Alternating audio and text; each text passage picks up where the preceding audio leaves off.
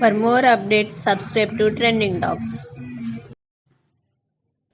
రీసెంట్గా కేంద్ర ప్రభుత్వం గణతంత్ర దినోత్సవం సందర్భంగా భారతదేశ రెండవ అత్యున్నత పురస్కారమైన పద్మవిభూషణ్ అవార్డులను ప్రకటించింది. ప్రముఖ సినీ నటుడు మెగాస్టార్ చిరంజీవి గారిని పద్మవిభూషణ్ పురస్కారంతో సత్కరించబోతున్నట్లు తెలిపింది. కళారంగంలో అందించిన విశేషమైన సేవలకు గాను మెగాస్టార్ చిరంజీవి గారికి ఈ అవార్డు ప్రకటించింది కేంద్ర ప్రభుత్వం. సినీ, రాజకీయ ప్రముఖులు, కుటుంబ సభ్యులతో పాటు అభిమానులు కూడా ఎన్నో అభినందనలు తెలిపారు.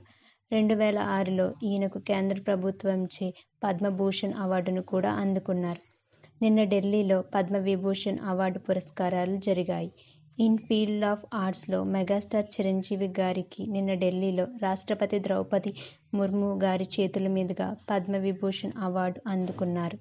ఈ అవార్డు ఫంక్షన్కి చిరంజీవి గారి కుటుంబ సభ్యులు అందరూ కూడా హాజరయ్యారు.